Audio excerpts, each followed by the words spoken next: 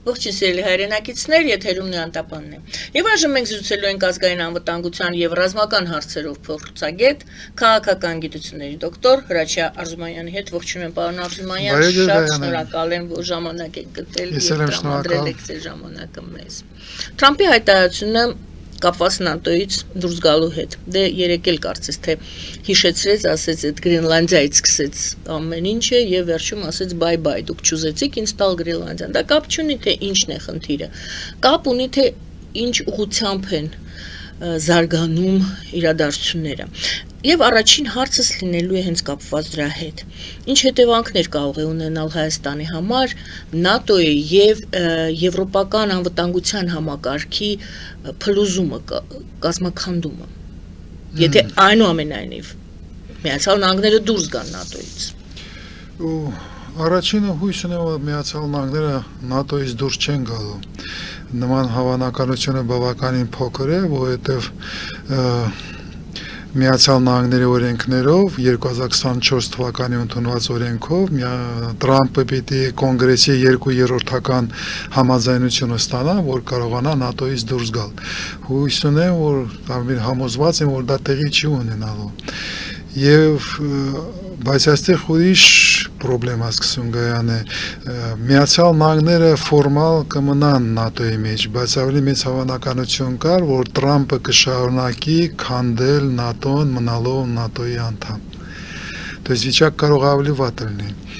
То есть ֆորմալ կմնա ՆԱՏՕ-ի անդամ, բայց այնպես դրսևորում կպահի, որ այդ կազմակերպությունը կպարալիզացի եւ չի աշխատելու։ Այդ ժամանակ մենք կունենանք ավելի վատ սցենար, որովհետեւ ՆԱՏՕ-ն ֆորմալ կա, բայց իրականում դե ֆակտո չի աշխատում եւ Եվրոպայի անվտանգության ճարտարապետությունը մնում է պարալիզացված։ Երբ ասենք թեորետիկ Տրամփը դուրս է գալիս, Միացյալ Նահանգները դուրս է գալիս Եվրոպայից, Եվրոպան ուրիշ վարիանտ չունի, բայց կազմակերպել եւ գտնել այլ ընտրանք կամ ՆԱՏՕ-ն փոխակերպել, որ կարողանա առանց Միացյալ Նահանգների շարունակի ապրել։ Բայց եթե Միացյալ Նահանգները ֆորմալ մնում են եւ դուրս չեն գալիս, Եվրոպայի խնդիրները ավելի բարդանում են։ Բայց ի վերջո Եվրոպան վաղուց պիտի հասկացած լինի, որ ինքը պիտի կամաց հույսը կապի իր վրա, եւ այստեղ արդեն ուրիշ հարց է մեզ առաջանում։ Մինչեւ այսօր Եվրոպան եղել է Եվրոմիություն, դա տնտեսական եւ պետական համակարգ էր, ալյանսեր, որը քաղաքական եւ անվտանգության համակարգ չէր։ То есть Եվրոպան, միացյալ Եվրոպան չէր դնում իր առջև խնդիր դառնալ ուժային կենտրոն, դառնալ աշխարհաքաղաքական կենտրոն։ Ինքը եղել է գլոբալ տնտեսական կենտրոն, ուժ, հզորություն, բայց ոչ թե ուժային որպես աշխարհաքաղաքական կենտրոն։ Եվ Եվրոպան հիմա փաստորեն պիտի դնի եւ լուծի այդ խնդրը։ Ոնց է ինքը հաղթահարում եւ ոնց է Եվրոպայում սկսում ձևավորել արդեն նոր անվտանգության ճարտարապետություն։ Որտեղ այն ինչի եղել է 80 տարվա ընթացքում, այսօր դերևս չի աշխատում։ Եվ Տրամփի գալը ուղղակի այդ process-ները արագացրել է։ Եվ Եվրոպան հիմա կանգնած է եւ սպառնալիքի եւ հնարավորությունների առջեւ։ Բայց դա ժամանակ է պահանջում, ճիշտ է։ Դա պահանջում է ժամանակ, բայց ինձ համար իհարկե ժամանակ է պահանջում, բայց իմ համար հիմնական խնդրը ժամանակը չի դաժե։ Հիմնական խնդրը ինձ համար ես չեմ կարողանում իրոք հասկանալ եվրոպական երկրները արդյոք պատրաստ են եւ կամք ունեն այդ ճանապարհով գնալ։ Արդյոք Միացյալ Եվրոպան կամք ունի դառնալ աշխարհաքաղաքական կենտրոն եւ վերցնի վրա իր անվտանգության հարցերը։ Թե փշրվելու է եւ ամեն մեկը ետնյակ ավանդական լինելով տարբեր պետություններ կփշրվի եւ կունենանք նորից 30 պետություն, որը ամեն մեկը լուծում է իր անվտանգության խնդիրները եւ այդ ժամանակ մենք կկորցնենք որակը։ Մենք կկորցնենք անվտանգությունը կորցնենք, կկորցնենք Եվրոպա, Միացյալ Եվրոպայի հասկացողությունը չի կարող շարունակել մնալ միայն որպես տնտեսական շուկա, որպես տնտեսական երևույթ։ Ինքը կամ պիտի կազմալուծվի եւ դա Միացյալ Նահանգների նպատակներից մեկն է։ Արևմուտքը պիտի ներկայացնի միայն Միացյալ Նահանգները, մնացածները փոքր երկրներ, փոքր կամ միջին ուժային կենտրոններ միանում են Միացյալ Նահանգներին որպես գլոբալ արևմուտքի կենտրոն ուժային։ Երևի կարելի ասել Միացյալ Նահանգների որոշ վերնախավի մասի նպատակներ։ բայց Եվրոպան նորից եմ կրկնում, պիտի դնի իրար համար հասկանա Եվրոմիությունը դա կենտրոն է, թե կենտրոն չի, եւ դա Հայաստանի համար խիստ կարեւոր է, որովհետեւ եթե մենք չունենք հնարավորություն, եթե Հայաստանի պետականության համար, հայկական պետականության համար չկա վարիանտ, չկա մոդել, որտեղ կա միացյալ Եվրոպա եւ կա միացյալ եվրոպական անվտանգության համակարգ եւ տարածք, որտեղ ես կուզենայի, որ Հայաստանը դառնա դրա մաս. Եթե այդ վարիանտը չկա, մենք կանգնած ենք նելու բավականին լուրջ խնդիրների առաջև, որտեղ Միացյալ Նահանգները հեռու են, մտածել, որ Միացյալ Նահանգները կարող է դառնալ այն ուժային կենտրոնը, որի հետ մենք կարող ենք ունենալ յուրահատուկ հարաբերություններ, ոնց Միացյալ Նահանգները ունի, ասենք, Իսրայելի հետ կամ Սաուդիա Արաբիայի հետ, մեզ համար դա կպահանջի երկար աշխատանք եւ Միացյալ Նահանգները շատ պրագմատիկ են։ Միացյալ Նահանգներին համոզել, որ Հայաստանը այնքան էլ կարևոր է, ինչքան կարևոր է Իսրայելը կամ Սաուդյան Արաբիան, շատ դժվար խնդիր կլինի։ Այդ ժամանակ ինձ համար որպես փորձագետ, որպես գիտնական, որը զբաղվում է անվտանգության հարցերով, այն դրվածքները, շրջանակները, մոդելները, որի շուրջ ես աշխատում եմ վերջի 5-6 տարին, բոլորի փոխվում են։ Այդ ժամանակ մենք պետք է հասկանանք Հայաստանի տեղը ու դերը նոր անվտանգության ճարտարապետության մեջ, որովհետև մենք Հարավային Կովկասը դարձել է մերձավոր արևելքի մաս, փաստորեն։ Այդպես են դիտարկում։ Դիտարկում այդպես է եւ աշխարհագրական եւ ցավոք սրտի անվտանգության միջավայրը Հարավային Կովկասին ավելի մոտենում է մերձավոր արևելքին։ Անկայուն է, ռազմական գործողություններ են գնում սահմաններում, դա հանգիստ տարածք չէ եւ դրա համար ցավոք սրտի մենք ավելի անվտանգության առումով մենք ավելի շուտ արդեն դարձել ենք մերձավոր արևելքի մաս։ Եվ այդ ժամանակ մենք պետք է մտածենք այն ուժային կենտրոնների մասին, ում հետ Հայաստանը կարող է ավելի հաստատ կայուն կապեր ստեղծի անվտանգության ոլորտում։ Այդ ժամանակում ցավոք սրտի ինձ համար Հնդկաստանը կարող է կլինի միակ լուծումներից մեկը, երբ մենք կարող ենք Հնդկաստանի հետ որպես աճող աշխարհաքաղաքական կենտրոն կառուցել յուրահատուկ հարաբերություններ, որովհետև Հնդկաստանը մտադիր է իր քաշը մեծացնել անվտանգության ոլորտում որպես աշխարհաքաղաքական կենտրոն, եւ այդ ժամանակ մենք կարող ենք ունենալ մեր կապերը, մեր տեղը արդեն հնդկակենտրոն աշխարհաքաղաքական կառուցվածքի մեջ։ Դա բավականին դժվար խնդիր կլինի ձևավորելու համար, բայց ի սկզբանե, երբ դու որպես հին ազգ ունես միայն մի լուծում, երբ դու որպես աշխարհաքաղաքական դաշնակից ունես միայն լուծում Հնդկաստանի հետ, որտեղ Եվրոպայի հետ այո դուք ունենաս Ֆրանսիայի հետ յուրահատուկ հարաբերություններ, մնացած երկրների հետ, բայց այդ աշխարհաքաղաքական կենտրոնների ասպարեզում չի տեղի ունենում։ Բայց երբ ունես մի հատ լուծում, դա իմ դուրս չի գալիս։ Որը դու պիտի կառուցես, որ չունես եւ պիտի կառուցես, դա դժվար խնդիր ալնելու, բայց եւ պետք է մենք փորձենք հասկանալ այդ ժամանակում հետ մենք կարող ենք աշխատել որպես ոչ մեծ պետություն, որ աշխարհաքաղաքական անվտանգության ճարտարապետության մեջ մենք կարող ենք գտնել մեր տեղը եւ դերը եւ Եվրոպան, եվրոպական միավորումը եւ եվրոպական տարածքը անվտանգության հարցերում, անվտանգության առումով արդեն Հայաստանի համար դառնում է ոչ կայուն, այդպես ձևավորենք, որովհետեւ դու կարող ես եւ կունենաս հարաբերություններ, բայց եթե չես լուծում աշխարհաքաղաքական կենտրոնի խնդրը, դու չես կարողանում կայուն լինես, մանավանդ եթե Աստված չանի, գային ժամանակները, երբ միջազգային օրենքները չեն աշխատում եւ աշխարհը նորից կիսվում է ուժային կենտրոնների ազդեցության ոլորտների միջև։ Այդ ժամանակ մենք ում հետ եք ուզում աշխատած լինենք, ում հետ եք ուզում շարունակենք մեր ճանապարհը, որովհետեւ Ռուսաստանի հետ շարունակել անհնար է, Ռուսաստանը երկու դար չի փոխում իր մոտեցումը, իր համար Հայաստան առանց հայերի նպատակը դրված, այդ խնդիրն է լուծում մենք տեսել եք դա Ռուսաստանի հետ չի ստացվել, մենք պիտի դուրս գանք Ռուսաստանի տարածքից, բայց ուր ես մտնում այն ժամանակները, երբ ոչ մեծ պետությունները հնարավորություն ունեն կիրառել եւ ունենալ սեփական անվտանգության համակարգը, որը չի փոխգործակցում ուժային կենտրոնների հետ, այս նորոնակ ձևավորվող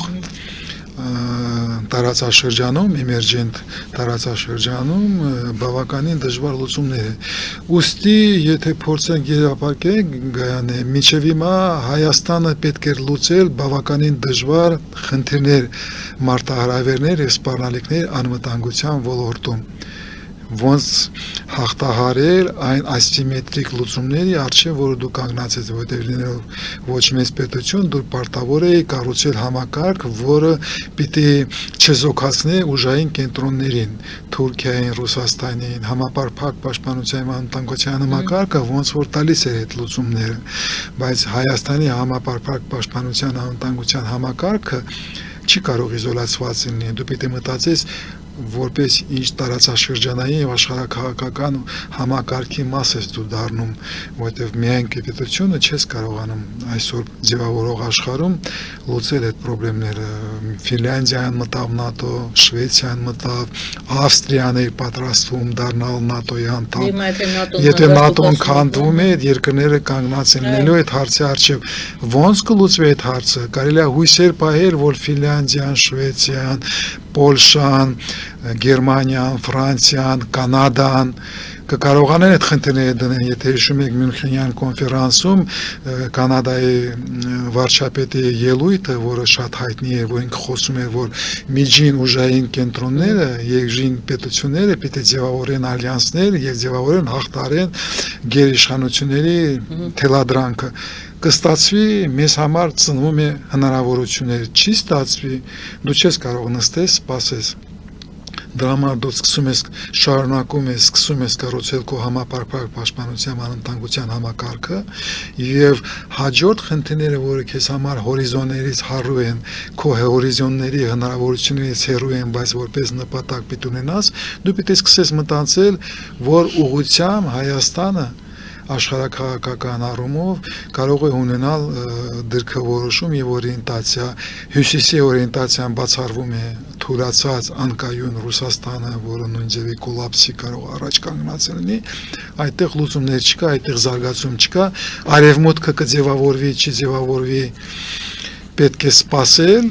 բայց աշխատանքներ տանել փաստորեն հարավային ուղղությամբ, ոնց կարող ես անել, եւ նայել դեպի արևելք, բացի Հնդկաստանից արդյոք հնարավոր է ունենալ յուրահատուկ հարաբերություններ Չինաստանի հետ վերականգնել։ Մենք ունեցել ենք լավ շանսեր եւ ի վերջո ամենամեծ դեսպանատոնը Չինաստանը կառուցել է Հայաստանում, բայց անփութ քաղաքականության ռազմավարության հետևանքով Քոչարյանի եւ Սերժ Սարգսյանի եւ Նիկոլ Փաշինյանը ցավոք սրտի շարունակեց, մենք պայթեցրել ենք մեր հարաբերությունները Չինաստանի հետ եւ Չինաստանը այն երկիրը չէ, որը շուտ ոռանում է նման դրսևորումը, արդյոք հնարավոր կլինի վերականգնել հարաբերությունները Չինաստանի հետ, ես չգիտեմ, բայց պետք է փորձել եւ Ճապոնիան հետարքիր, հարավային Կորեան հետարքիր։ Իրենք գուցե մեզ համար հետարքիր են, մենք իրենց համար հետարքիր չենք, մենք թույլ ենք այսօր, մենք պարտությունից հետո, երկրորդ Արցախյան ռազմական արժավից հետո մենք շատ թույլ ենք, դրա համար թույլերի հետ ոչ մեկը չի ուզում կայուն հարաբերություններ ունենալ, դրա համար դու սկսում ես կառուցել քո համակարգերը, փոխակերպում ես սկսում, տնտեսական, հասարակության, պետական փոխակերպում ես սկսում ես հզորանալ, երբ դու սկսես հզորանալ, ունենաս տեմպեր, զարգացման այդ ժամանակ կծնվեն հնարավորություններ։ Դրա համար ցավոք սրտի կամ փառքաստո Հայաստանի համար բոլոր լուծումները անվտանգության ոլորտում եւ ոչ թե մի անվտանգության ոլորտում կապված են ներքաղաքական procesներով։ Դու որպես ազգ, որպես պետություն, որպես ազգ գլոբալ երևույթ պարտավոր ես լինել հայակենտրոն, դառնալ հայակենտրոն եւ քո ուշադրությունը, քո ջանքերը ուղղված են միայն ու միայն հայկական հայ ազգի վրա, հայկական պետականության վրա եւ չես նայում կողքերից, որովհետեւ կողքերով միջավայրում ոչ լավ լուծում չկա եւ լուծումները կարող են ծնվեն եւ դու հաղթահարես ներքին խնդիրները,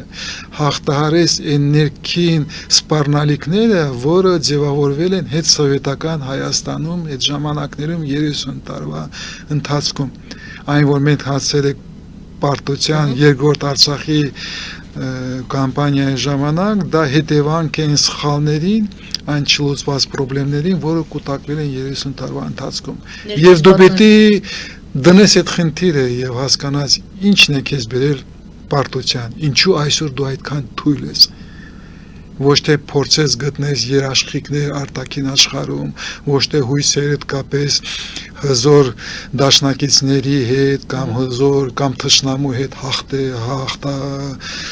խաղաղության այդպես կոչված հասնելը, այդ երկրորդական, չորրորդական, 10-րդական խնդրեմ է դառնում։ Դու պիտի կենտրոնանաս քեզ վրա,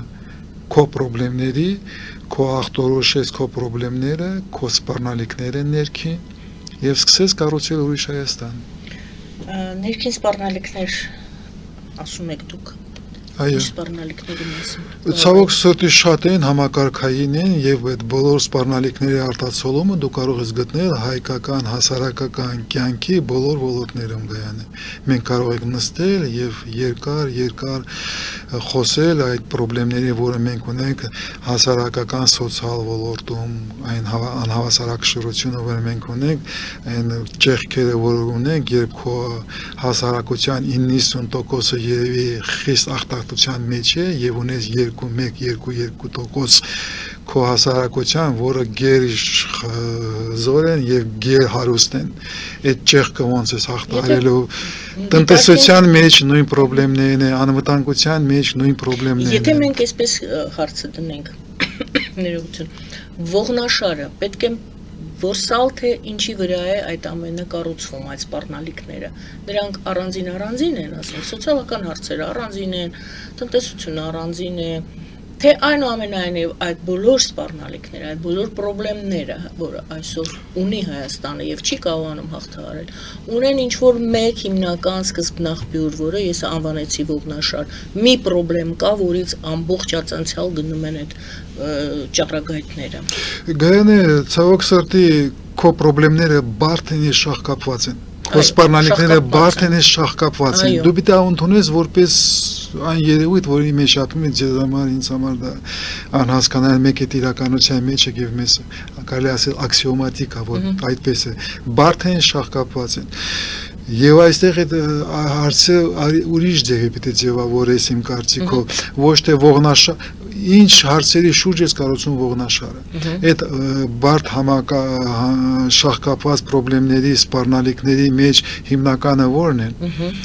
Եվ ես գտնում եմ այստեղ երկու խնդիրներն են, խնդիրներն են, որը հիմնական են։ Առաջինը դա անվտանգությունն է իհարկե, որովհետև եթե չես դնում անվտանգությունը խնդրեմը առջև, դու մնացած խնդիրները չես կարողանամ լուծել եւ քո անվտանգության խնդիրները գոյաբանական են ի սկզբունքով, իր բնությունով։ Հայաստանը կանգնած է ռազմական, գոյաբանական սպառնալիքի առջև։ Քո թշնամիները պարզ հստակ քո աչքիդ նայելով ասում են նրանց խնդիրն է քանդել հայկական պետական ինքնաիշխանությունը։ Հայաստանը որպես անկախ ինքնիշխան պետություն գոյություն չպիտի ունենա։ Քեզ այդպես պարզ երեսիդ ասում են։ Բացի դրանից հայ ազգը, որը իրավունք չունի պատմական Հայաստանում շարունակի իր պատմությունը, իր զարգացումը, իր գոյատևումը, չեմ ուզում խոսքերը գտնեմ, այն լուծումը, որը տվել է հայ ազգին, այն ուժային կենտրոնները մեծ եղերնից սկսած Ռուսաստանը, Օսմանյան կայսրությունը ջնջելով հայ ազգին հայկական լեռնաշխարհում, շարունակվել է Արցախում 2020-23 թվականին եւ բնաջնջվեց մեծ եղերնը շարունակվեց եւ Արցախը իր հայությունը կորցրեցինք, նման լուծումները դրված են եւ կշարունակվեն իմ կարծիքով, իմ խորը համոզմունքով։ Քեզ պարտադիր ասում են, որ այդ խնդիրները պիտի լուծի եւ Հայաստանի տեղ պիտի ձևավորի Արևմտյան Ադրբեջանը։ Տեսեք, դուք նշեցիք, ասում են, այսինքն դա ասում են դա նպատակ է, ասում են որպես նպատակ է, այդ նպատակին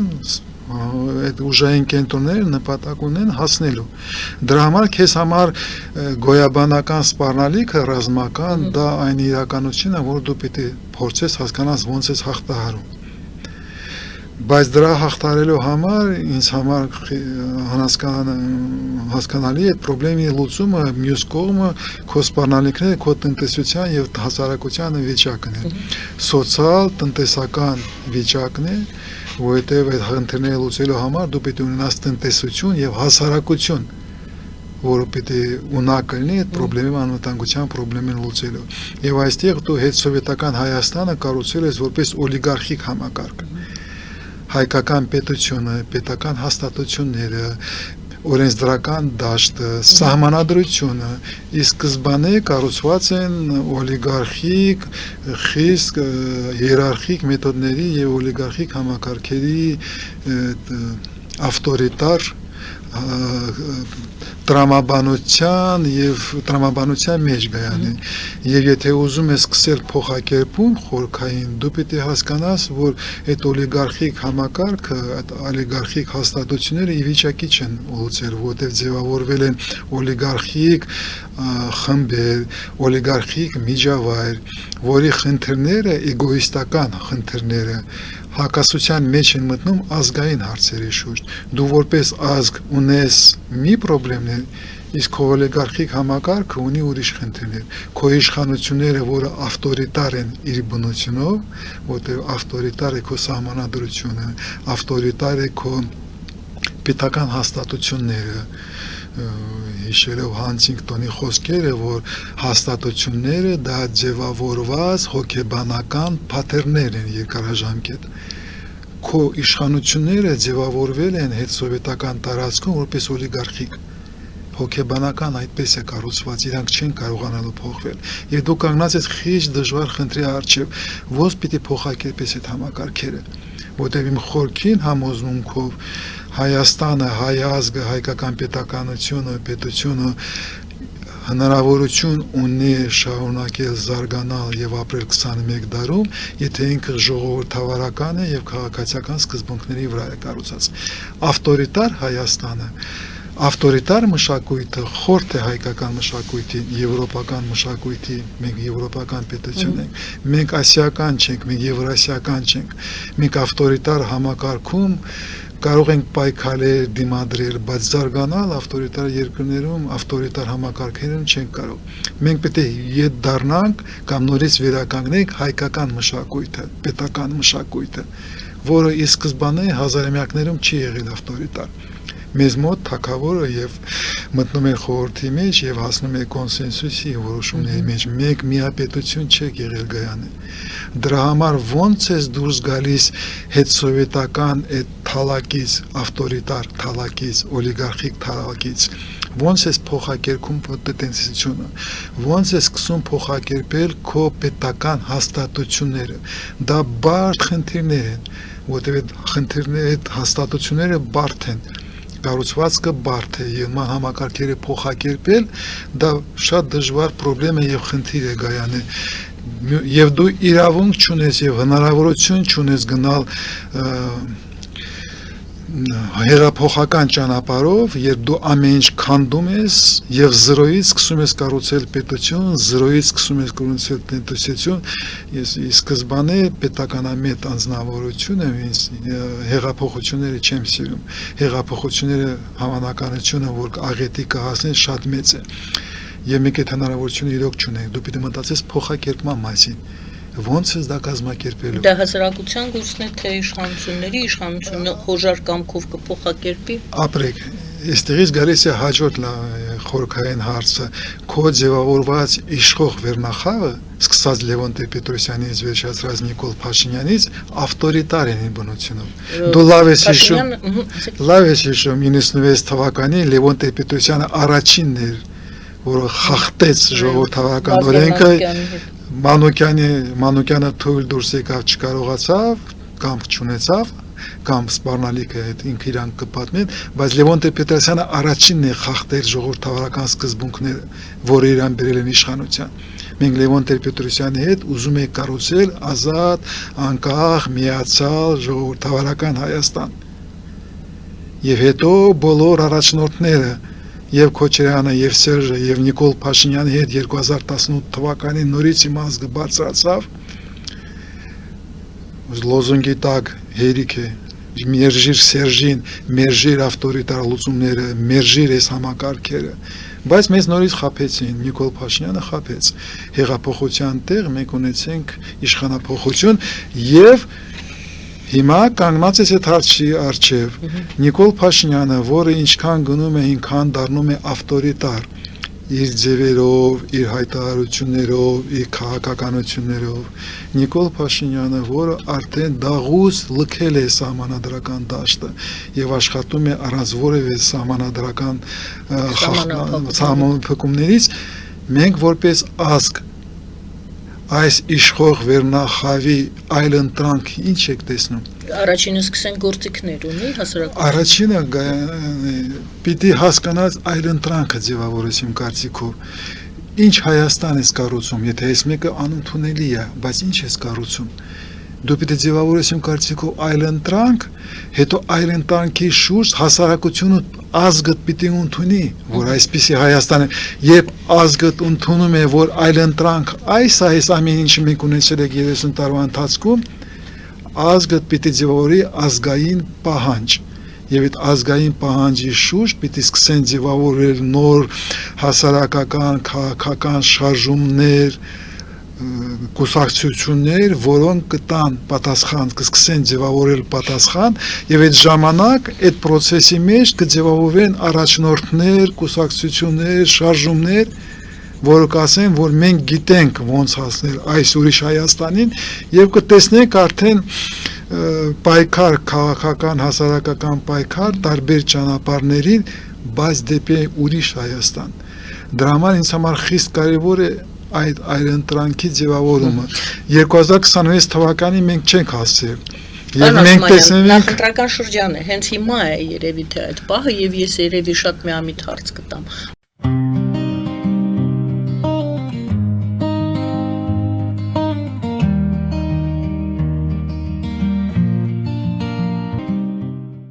Ֆելիչե ժամանակակից ատամնաբուժական կլինիկա այստեղ հարմարավետությունն ու խնամքն առաջնային են Այստեղ կիրառվում են ատամնաբուժական ամենաժամանակակից տեխնոլոգիաներ, ճշգրիտ ախտորոշում, արդյունավետ բուժում, նուրբ փորձառություն եւ անհատական մոտեցում։ Սկսած սովորական մանրուքներից մինչև առաջադեմ ընթացակարգեր, այստեղ դուք գտնվում եք բարձր որակավորում ունեցող եւ փորձառու ատամնաբուժական մասնագետների ձեռքերում։ Մեր բարեկամական եւ հյուրընկալ անձնակազմն այստեղ է յուրաքանչյուր այցը հաճելի դարձնելու համար։ Ֆելիչե Ձեր առողջ եւ ամենաերջանիկ շպիտը սկսվում է այստեղից։ Եկեք եւ բացահայտեք նորարարության փորձագիտության եւ կարեկցանքի կատարյալ համադրությունը։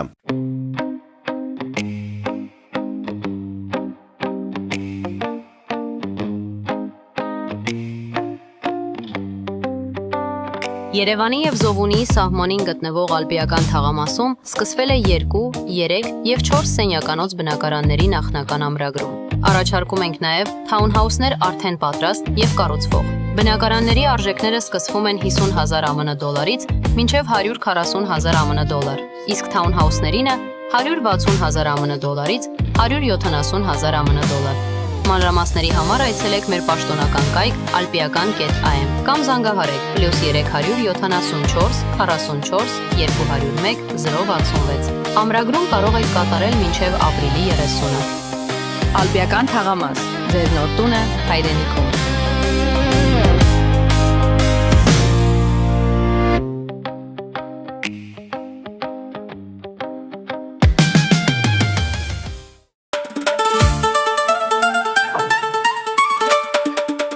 Երևանն եք ուղարկում։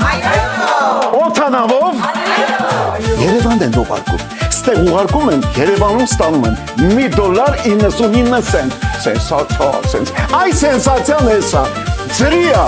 Իսկ ավտոմեքենաները կարող եք ուղարկել անհավատալի ցածր արժեքներով։ Նավով վճարում եք 1 արկղի համար, 2 արկղել անվճար։ Ասեք, Աշոտ դա ուղարկել։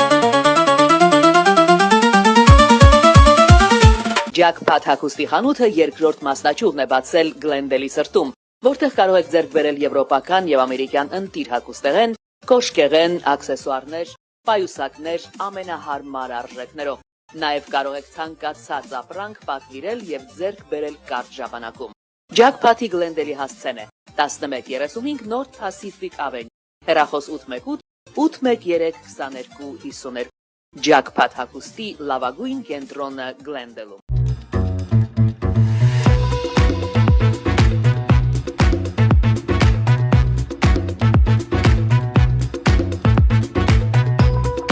Արարատ ռեստորան, ընտանեկան եւ ընկերական ժամանցի լավագույն հասցե, սիրված արտիստներ, հյուրընկալ մթնոլորտ, հարուստ ճաշացան, անմահական խորտիկներ։ Արարատ ռեստորան, հասցեն անփոփոխ, սիրով սպասում ենք ձեզ։ Լավագույն պաղպաղակ, բնական, համեղ եւ մատչելի գներով պաղպաղակը կարող եք ձեռք բերել բոլոր հայկական խանութներում։ Պահանջեք հայկական պաղպաղակ, Թամարա պաղպաղակ։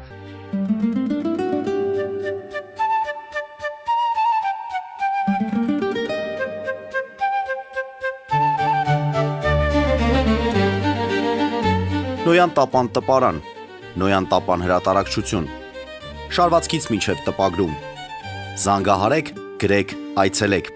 միասին պատրաստենք ձեր գիրքը, ամսագիրը կամ թերթը, որտեղ նշվելու է, տպագրված է Նոյան տապանում։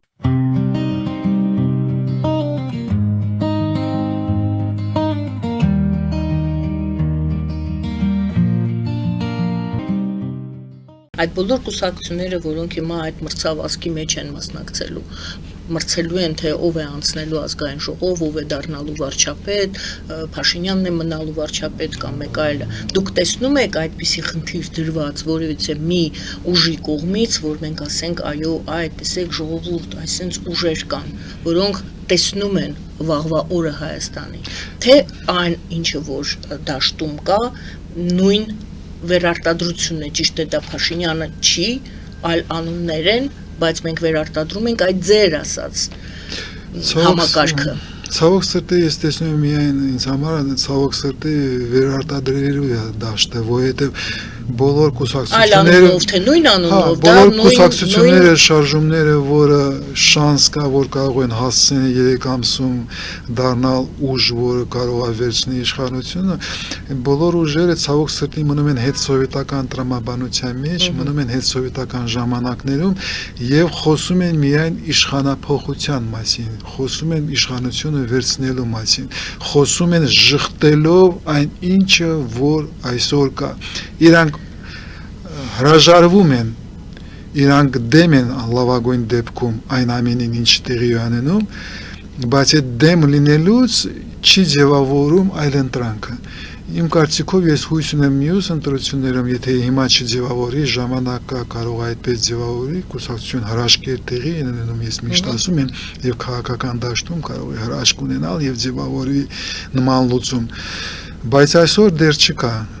նման լուծում եւ ես համոզված եմ, որ նման լուծումները ձևավորուց հետո մենք պիտի տեսնենք հայ քաղաքության կոնսոլիդացիա։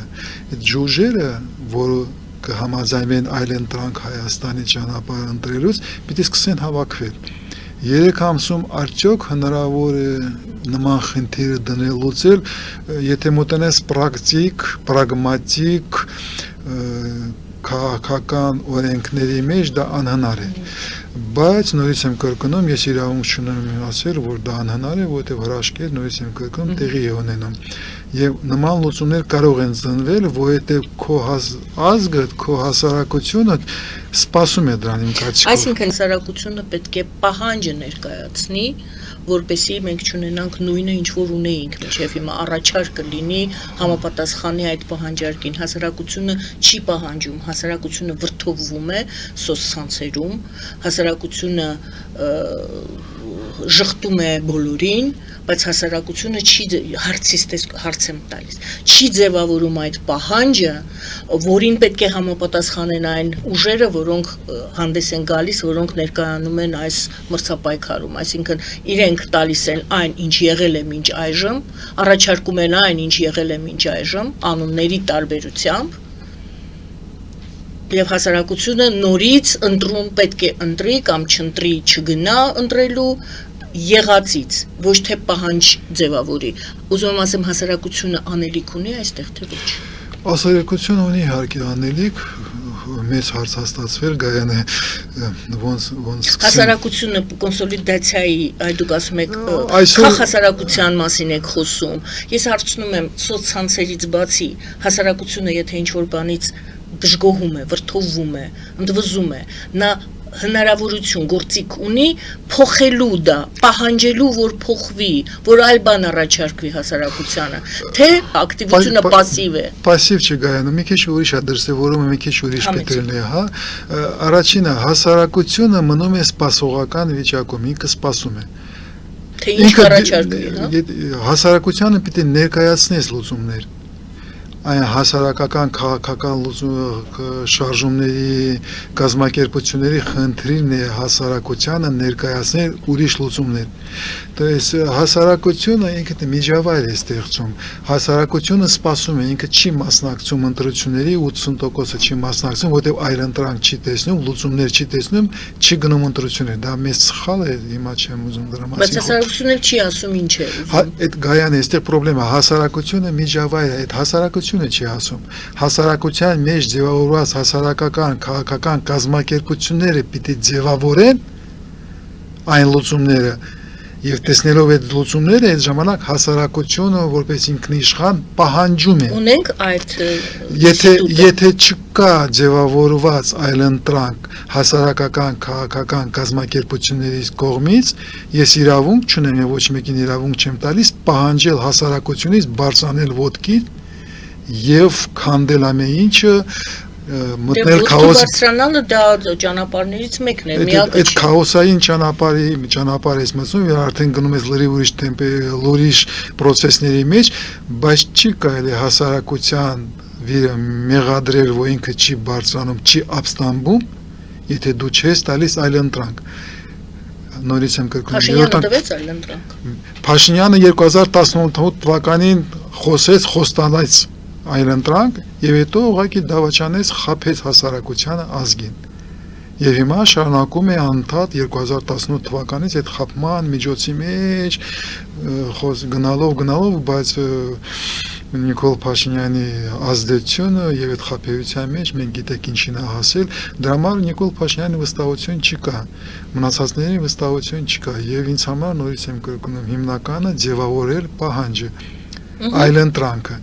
եւ դու կարողանաս այդ խնդիրը անցնես եւ քո հասարակությունը չի բարձրանա, չի միավորվի, տեսնելով որ կա այլընտրանք, այդ ժամանակ ես կարող եմ հասարակությանը ինչ որ հետ խոսել, ինչ որ գնահատականներ տալ։ Այսօր իմ ազգը չի տեսնում այլընտրանք, դրա համար մնում է լռած եւ դա ճիշտ չի, պետք է իհարկե գնալ ընտրություններին, օգտագործել այդ հնարավորությունը, որ կանգնեցնել վատագույն սցենարները, որի կարճ մենք կարող ենք կանգնացնել, որովհետեւ ընտրությունները այն միակ հնարավորություն մենք այսօր ունենք ավտորիտար ռեժիմի մեջ մտնող Նիկոլ Փաշինյանին, որ քո ձայնը կարող ազդել process-ների վրա։ Դրա համար անպայման պետք է գնալ ընտրություններին, կան քաղաքական ուժեր, կուսակցություններ, հասարակական շարժումներ, որը այսօր ոնց որ մեծ շանս չունեն անցնել իշխանության։ Բայց եթե դուք գնաք եւ այդ մի քանի շարժումների, կուսակցությունների նոր դակձեր ձայնը, այդ ժամանակ կարող է տեղի ունենա հրաշք եւ այդ 80%-ը հավատա, որ այս 3-4 նոր ընտրությունների հետ փորձենք, որտեղ այստեղ ամեն ինչ հասկանալի է։ Այդ ժամանակ մենք կարող ենք կանգնել անսպասելի հետևանքներով։ Դրա համար ինձ համար լուծումը ճիշտ կլինի գնալ ընտրություններին, ընտրել մի հատ կուսակցություն, մի հատ շարժում, ում դա վստահում ես եւ անպայման օգտագործել քո ձայնի հնարավորությունը։ Որովհետև եթե դու չես գնում ընտրություններին, քո ձայնը աշխատում է ավելի շուտ իշխանությունների վրա, աշխատում է այն Հայաստանի հետ սովետական Հայաստանի վրա, որը ապագա չունի։ Դրա համար գնալ ընտրությունների եւ չունենալով կոնսոլիդացված ճակատ, որը դուրս է գալիս ապագա Հայաստանը կառուցելու համար, այլընտրանք այլ Հայաստանի կառուցում, դրան մենք չենք հասել այս ընտրական փուլում, հա, գնալ ուղղակի մի հատ ուժին ձայն տալ եւ դրանով նվազեցնել հավանականությունը, որ այն ուժը կմնա իշխանությունների։ Պարոն Արզումանյան, մեկ հարց էլ կա, վերադառնանք այդ ՆԱՏՕ-ի հետ կապված, որ անվտանգություն, վտանգավոր շրջան, կա այսպիսի կարծիք, որ Ռուսաստանը փորձում է այդ պատուհանը, երբ Միացյալ Նահանգները զբաղված են, Իրանը զբաղված է հայտնի պատճառներով, պատերազմի այնտեղ, որ ՆԱՏՕ-ն է հիմա պարզ չէ ինչ վիճակ է, եւ Ռուսաստանը իհարկե օգտվում է այդ կարծիքն եմ ներկայացնում, օգտվում է այդ իրավիճակից, ինչպես նավթի գների բարձրացումից օգտվեց եւ Ուկրաինայի հետ կապված հարցերում ոնց որ թե փորձում է ոտքի կանգնել Ռուսաստանը իր խնդիրները, ինչ-ինչ ֆինանսական խնդիրները լուծել եւ հիմա էլ շրջվել է Հայաստան այդ Պուտինի եւ Փաշինյանի զրույցից հետո շատ այսպես մռայլ վերլուծություններ են գալիս հարցը հիմնական հարցը այն է որ նախ հարցը իսկապես Ռուսաստանը կարող է այդ պատուհանից օգտվել շրջվել դեպի Հայաստանը եւ թույլ չտալ կամ ինչ իրավիճակներ ստեղծել Հայաստանում, մասնավորապես հետընտրական։ Տեսեք, տրամաբանությունը ինչն է։ Հարցնում են ինչու Պուտինը այնուամենայնիվ բաց ասաց, որ Հայաստանում կան ռուսական ուժեր եւ խնդրեց իհարկե դիմեց Փաշինյանին, այսինքն ստեղծեց այսպիսի տպավորություն, որ այդ պրոռուսական ուժերին ճնշում են Հայաստանում։ Եվ արդյոք հնարավոր է, որ յետընտրական շրջանում այդ պատրվակով, որ պրոռուսական ուժերին ճնշում են, Ռուսաստանը ինչ որ ձևով խառնաշփոթ ստեղծի Հայաստանում, այդ խառնաշփոթից օգտվի, շատ բարդ կառույց է իհարկե, ինչ որ ես ասում եմ, օգտվի այդ խառնաշփոթից եւ այնուամենայնիվ գնա եւ վերահսկողություն իրականացնի Սյունիքի այդ հատվածում։ Նորից կրկնում եմ, օգտվելով այն պահից, որ Միացյալ Նահանգներն են զբաղված եւ Իրանն է զբաղված։ Իրանի համար սա կարմիր գիծ էր, Միացյալ Նահանգները Թրամփի ուղի էին կառուցում այնտեղ։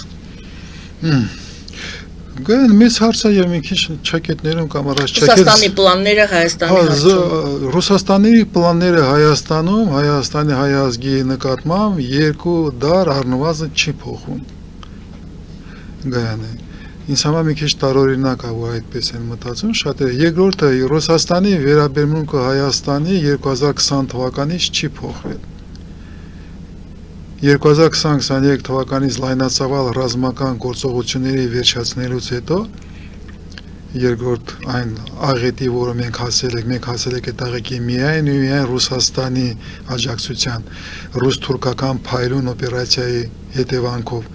մենք կարող ենք հաղթահարել պրոբլեմների թե չլինի դա եւ լայնածավալ ռազմական գործողությունների վերջանալուց հետո Ռուսաստանը շարունակել է եւ շարունակում է հիբրիդային պատերազմը Հայաստանի դեմ։ Պատերազմը չի վերջացել։ Հրադադարը միայն լայնածավալ ռազմական գործողությունների մասին է գայանում։ Մնացած ոլորտներում տեղեկատվական ոլորտում, հոգեբանական, կոգնիտիվ, իմաստային պատերազմում, տնտեսական պատերազմում լայնածավալ ռազմական գործողությունները Ռուսաստանի, Թուրքիայի, Իսրայելի կողմից Հայաստանի դեմ շարունակվում են անընդհատ։ Եվ այստեղ Ռուսաստանը այդ հիբրիդային պատերազմում իհարկե պարտավոր է օգտագործել միջազգային իրավիճակը, որը ստեղծվել է, այստեղ ինչ նորություն կա, ինչու եք մենք զարմանում, որ Ռուսաստանը օգտագործում է այդ պահերը։ Ռուսաստանը կարող է օգտագործել, Հայաստանը պետք է պատրաստ լինի դիմակայել դրան։ Դիմակայել, այստեղ Հայաստանի համար որևէ նորություն չկա։ Ռուսաստանը ոչ թե միայն Հայաստանում, բայց Եվրոպայում եւ Արևելյան Եվրոպայում մանավանդ ոչ թե եվրոպյան, նաեւ Ֆրանսիա ամենտեղ լայնածավալ օգտագործում է իր հիբրիդային մեթոդները մտնել ընտրությունների process-ների մեջ եւ Գերմանիա եւ մնացած տեղերում դա Ռուսաստանի համար սովորական մեթոդներ են հիբրիդային պատերազմի, որը բավականին լավ նկարագրված են համապատասխան ռազմական թեորետիկների կողմից, այստեղ որևէ նորություն չկա, դա փայլուն Ռուսաստանի կողմից կարելի է իրոք փայլուն ձևավորված հիբրիդային մեթոդներ են, որը կիրառվում են ողջ աշխարհում եւ նաեւ Հայաստանի դեմ ելնելով Հայաստանի յուրահատուկ հնարավորություններից եւ պայմաններից իրավիճակից այստեղ կոնցեպտուալ հայեցակարգային ռազմավարական մակարդակում նորություն չկա նորությունը ճակետներում հայկական իշխանությունների համար կարող են, բայց իրանց համար չեն նորություն։ Այդ ամեն ինչը նորից եմ կրկնում, սկսվել է առնվազն 2020 թվականից, 2022 թվական, 23 թվական եւ անընդհատ գնում է եւ մենք ունում ենք կորուստներ։ Մենք հողեր եք կորցրել, բարձունքներ եք կորցրել, ազդեցություն եք Լավ, կորցրել։ եթե ընտրական շրջան լինի եւ այս պլանը, ասենք, նախընտրական իրականություն։ շրջանում Ռուսաստանը այդ հիբրիդային մեթոդները օգտագործում է։ Օգտագործել է Մոլդավայում, օգտագործել է Վրաստանում, օգտագործել է Ռումինիայում, Գերմանիայում եւ օգտագործի Հայաստանում։ Հայաստանի իշխանությունները եւ հասարակությունը իշխանությունների հետ հույս չունեն։ Հասարակությունը պիտի պատրաստ լինի նրան, որ Ռուսաստանը փորձելու է անկայուն վիճակ, խոճապ ստեղծի Հայաստանում ընտրական եւ հետընտրական տարածաշրջանում։ Դա տեղի է ունենալու։ Ռուսաստանը պարտավոր է այդպես անել, ելնելով իր հիբրիդային պատերազմի օրենքներից, մեթոդներից, տրամաբանությունից։ Դու պիտի պատրաստ ես դրան, որպես իշխանություն, որպես պետություն, որպես հասարակություն, այդպես լինելու է։ Եվ այստեղ նորություն չկա, եւ այստեղ հա Պուտինը քմծիծաղելով ասում է, որ ես սպառնում եմ, սպառնալիքը մեծանում է, բայց դա հետևանք է քո իշխանությունների թուլությունից։ Քո առաջնորդն է թույլ, որ թույլ է տալիս իրան հետ այդպես խոսեն։ Քո իշխանությունն է թույլ, քո տնտեսությունն է թույլ, որը այսօրեի 2022 թվականից կախվածությունը Ռուսաստանից ոչ թե փոխացել է, բայց մեծացել է։ Այդ քո խնդիրն է նա, որ այդքան թույլ ես, որ թույլ ես տալիս Ռուսաստանին այդպես քեզ հետ խոսել։ Դե ասում է ձեր բիզնեսի համար դռները կփակենք, սպառնալիքները դա նորմալ է, գայան է, դա հիբրիդային պատերազմի այսքան հայ ունեք են մեր տարածքում։ սպառնելու են դիվանագիտական ոլորտում, բոլոր ոլորտներում սպառնելու են։ Դա պատերազմ է, գայան է։ Դա պատերազմի օրենքներն են։ Եվ Ռուսաստանի մեղքը չի, որ դուք հորինول ես խաղաղություն, որպես իշխանություն եւ ներշնչում ես քո հասարակության, որ խաղաղության մեջ ես, հետո կանգնած ես զարմանքի առջեւ, որ ես ինչ են ինձ հետ անում, քեզ հետ վարում են պատերազմ։ Դա քեզ համար զարմանալի է, այդ քո խնդիրն է, ոչ թե Ռուսաստանի։ Ցավալի, շնորհակալ եմ, պարոն Արզումանյան։ Հա, բայց չեմ ուզում ես պեսիմիստիկ մակարդակի վրա վերջացնեմ։ Չէ, ես ուղղակի հարցի պատասխանն է, դա չի նշանակում, որ դու չես պայքարում։ Դու որպես հասարակություն, որպես արք, պարտավոր ես դիմադրել այդ ամենին։ Եվ իմ ազգս գիտեմ, հոյակապ ազգ է։ Մենք կարող ենք դրան դիմադրել, հայկական ազգի դիմակայունությունը ահռելի բարձր է։ Իշխանությունը ավելի թույլ է, պետությունը հայկական ավելի թույլ է, քան թե հասարակությունը։ Եվ ես համոզված եմ, որպես ազգ, որպես հասարակություն, մեր բոլոր հարցերին լուծումը գտնելու ենք։ Մենք թույլ չենք տալու անկայուն վիճակ ստեղծել Հայաստանում եւ Հայաստանի կախվածությունը, հայկական պետականության կախվածությունը Ռուսաստանից եւ մնացած ուժային կենտրոններից մեծանա որպես հետևանք անփութ վարքի իշխանության, պետության, որպես հասարակություն մեզ վրա եք վերցնելու այդ ծանրությունը։ Մենք ենք պահելու այդ կայունությունը եւ համոզված եմ այդ խնդրը լուծելու ենք, բայց պիտի հասկանանք, որ այդ սադրանքները լինելու են։ Եվ այդ սադրանքների միանել են ուժային կենտրոնների եւ քո իշխանությունների պետության անփութությունը եւ ոչ ճիշտ աշխատանքը։ Մենք ուղղակի դրան պիտի պատրաստ լինենք եւ պաշտպանենք հայկական պետական ինքնաիշխանության այն մասը, այն հնարավորությունները, ներուժը, որը մենք այսօր ունենք, որ հաջորդ սերունդներին կարողանանք փոխանցենք ուրիշ լուծումներ։ Այլ կերպ ասած, դուք ասում եք, այո, սադրանքներ լինելու են, դա տրամաբանական է եւ սպասելի է, մենք պետք է պատրաստ լինենք չտրվել այդ սադրանքներին։ Այդպես եւ պատրաստ լինենք, որ քո իշխանությունը եւ պետությունը չի աշխատելու այնպես, ինչպես պիտի աշխատի։ Դրան էլ պիտի պատրաստ լինենք։ Այդ ծանրությունը հայ ազգը պիտի վերցնի հույսերի վրա ցավոք սրտի, բայց մենք դա կանելու ենք։ Մենք այնպայման հաղթահարելու ենք, ես համոզված եմ, մենք անցնելու ենք այս դարաշրջանը եւ ուրիշ Հայաստան եք ունենալու։ Ես զգում եմ դա, ներեցեք, գիտնական եմ, բայց զգացողության մասին եմ խոսում, ես համոզված եմ, որ դա անելու ենք։ Պետք չէ խոճապի մեջ մտնել, պետք չէ դեպրեսիայի մեջ մտնել, պետք չէ մտածել, որ ամեն ինչ կորցված է, դա հոգեբանական պատերազմի մեթոդներից մեկն է թշնամիների կողմից ներշնչել նման լուծումներ։ Լուծումներ կա եւ մենք դրանք անպայման գտնելու ենք։